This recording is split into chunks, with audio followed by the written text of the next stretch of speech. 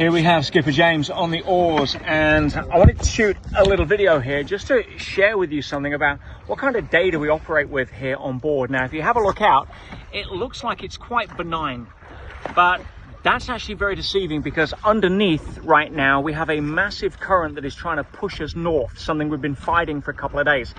And what that means is that if you have a look, I don't know if you can see on here, but this is the main data we work with. There's 4 different sections.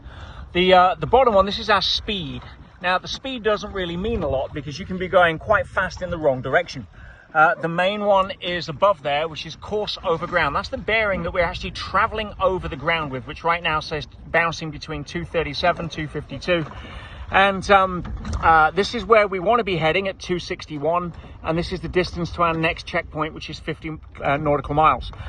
We've got 10 knots of wind on there coming in. And this number here, that 193, is the direction the rudder's pointing. Now, let me explain what that all means.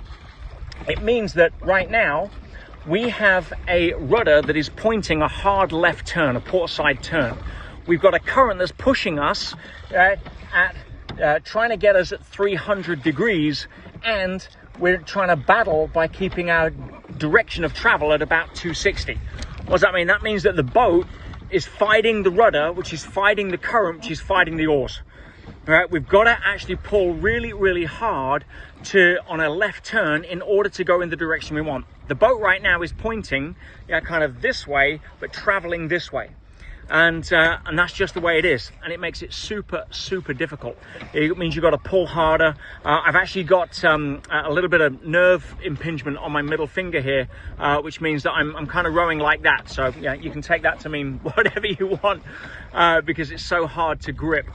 And it's kind of interesting because when you look at most people's lives, we're rowing to raise awareness for mental health. A lot of people seem calm on the surface. Yeah, you look at them, they're smiling, what have you, but they've got so much going on underneath, so much turbulence that are pushing them in different directions. And yeah, that's why we're really trying to help as many people as we can understand that it's okay if you're going to get taken by the current for a bit. Do your best, and there's lots of different things you can do. We are altering the rudder, we're altering the stroke rate, we're altering the course over ground. We're trying as much as we can to stay on path. Now, for other people, that could be changing the direction of travel in terms of the people you hang around with. It's often said misery loves company. I don't think that's true. I think misery loves miserable company. And if the people you're hanging around with are not right now supporting your greatness, that are not trying to cheer you on, that are not being a midwife to your dream, but are coming from a place of projecting from their own insecurities or their own limitations, then it's time to trade up. One of the things I'm so grateful for having a lifelong friend on board here with Lee is that we support each other. It's tough for both of us right now. Lee, how much sleep would you say you've had in the last 2 days? 6 hours. 6 hours in the last 2 days. And a tremendous amount of physical effort. Tearing up again.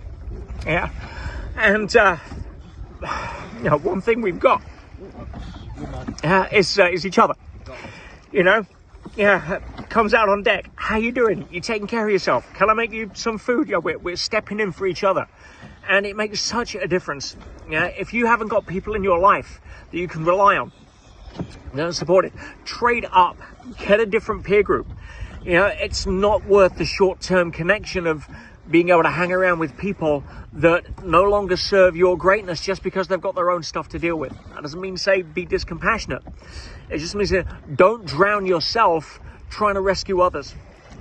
And don't compromise your own truth just for the security of thinking, well, I've been friends for this long. Wish them well, send them love. But the best thing you can do is to be the example and the invitation.